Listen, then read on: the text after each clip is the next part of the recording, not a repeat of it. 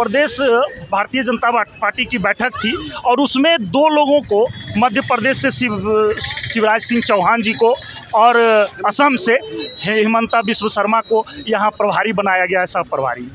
मैं पूछता हूँ कि पहले वो आप आंकड़ा सही करें, क्योंकि झारखंड में जो हमारे विद्यालय के बता रहे हैं कि उनका आंकड़ा गलत है, कैसे है ये बताइए। बताते हैं। उन्होंने कहा कि 52 सीट हम जीत चुके हैं इसलिए कि हमने 9 लोकसभा सीट जीता है, तो 9 लोकसभा सीट में जितने भी विधानसभा क्षेत्र हैं वो मैं जीत सकता हूं या ये जीत गया हूं, ऐसा उन्होंने कहा। पिछले बार आप देखिए 2019 का आंकड़ा जब उठाएंगे तो 12 सीटें जीते थे इन लोग, लेकिन विधानसभा का सीट जब की बात आई और चुनाव हुआ तो महज 25 सीट उन लोग जीत पाए। तो जो आंकड़ा उनको जब 12 में 25। नमस्कार, मैं हिमांशु कुमार, आप देख रहे हैं वेब समाचार। इस वक्त हम बिरसा मुंडा चौक पर हैं, जहां कुछ देर पहले, चंद मिनट पहले हेमंत सोरेन और कल्पना सोरेन आए थे और बाकायदा बिरसा मुंडा पर माल्यार्पण किया गया। यहाँ पर कुछ लोग मौजूद हैं, उनसे बात करते हैं। क्या नाम हो सर, पहले अपना इंट्रोडक्शन दीजिए। नाम रविंद्र कुमार शांडिल हुआ और मैं पूर्व प्रत्याशी विधानसभा कोडरमा झारखंड पूर्व प्रत्याशी भी रह चुके हैं। एक बात बताइए, हेमंत बिस्व शर्मा ये दावा कर रहे हैं कि हम लोग 52 सीट इस बार जीत रहे हैं, तो क्या कहिएगा? आप लोग तो कह रहे हैं हम लोग बहुमत में आ रहे हैं, बीजेपी का दावा है टक्कर में है ही नहीं कोई। जी, वेब समाचार में भी उनका इंटरव्यू था और आप लोग लिए थे, हम देखे भी, तो बड़ा हास्यास्पद लगा कि उनका जो बयान था, आप देख चुके हैं कि जब यहाँ हम लोगों का हवा बह चुका है झारखंड मुक्ति मोर्चा का, तो ऐसे में बयान देना पूरी तरह हास्यास्पद था। मैं आपको बता दूं, कुछ दिन पहले प्रदेश भारतीय जनता पार्टी की बैठक थी और उसमें 2 लोगों को मध्य प्रदेश से शिवराज सिंह चौहान जी को और असम से हिमंता बिस्व शर्मा को यहाँ प्रभारी बनाया गया है, सब प्रभारी।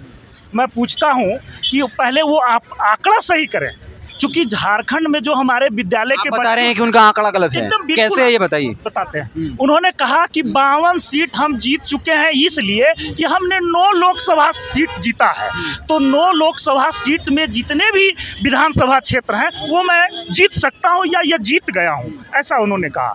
पिछले बार आप देखिए 2019 का आंकड़ा जब उठाएंगे तो 12 सीटें जीते थे इन लोग, लेकिन विधानसभा का सीट जब की बात आई और चुनाव हुआ तो महज 25 सीट उन लोग जीत पाए।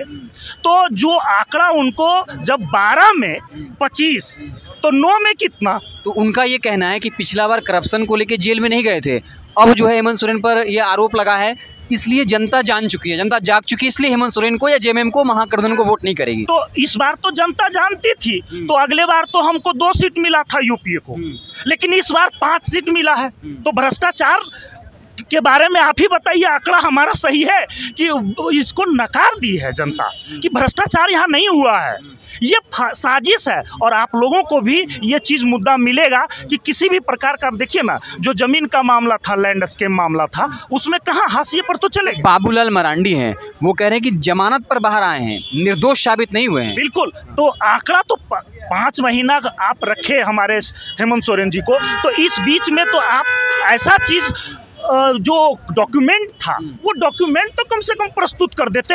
अभी तो डॉक्यूमेंट भी आप कुछ नहीं दिखा पाए हैं, आप एक भी। आप लोग बीजेपी पर साजिश रचने का आरोप क्यों लगाते हैं? बाबूलाल मरांडी ने इंटरव्यू दिया, कहा कि जांच एजेंसी ने जांच किया, न्यायालय के आदेश पर वो 5 महीने जेल में रहे, तो हम लोग इसमें कहाँ हैं? बीजेपी को बदनाम क्यों करते हैं? मुंह गिर रहे हैं। भारतीय जनता पार्टी की नीति की सरकार केंद्र में बनी और केंद्र में थी, और उसके उपक्रम गृह विभाग के आपके ईडी प्रवर्तन निर्देशालय आपके अधीनस्थ है, और वो औंधे मुंह गिर रहा है, उसकी एजेंसी औंधे मुंह गिर रही है। आपको थोड़ी सी भी शर्म होना चाहिए कि आपका एजेंसी इस तरह से काम किया ताकि उस पूरे देश में और पूरे दुनिया में बदनामी हुई है कि हेमंत सोरेन को झूठे केस में फंसा करके और इस तरह का ईडी जो है नाच नचाया है। अब आप लोग धर्म संकट में तो नहीं है?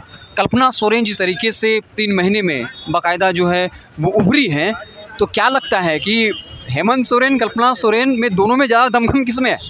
ऐसा कोई बात नहीं है।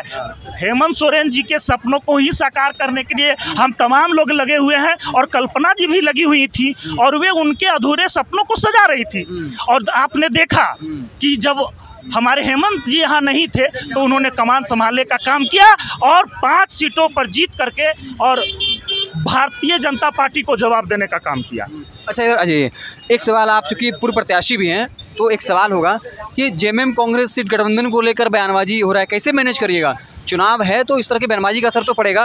नहीं, इससे अंतरकलह कहीं नहीं है, हाँ। किसी भी प्रकार का नहीं है। और कांग्रेस और राजद में हम लोग बैठ करके बात कर लिए हैं, उनको जो सीट थी उन पर समझौता हो गया है, हम लोग मिलजुल कर चुनाव लड़ेंगे।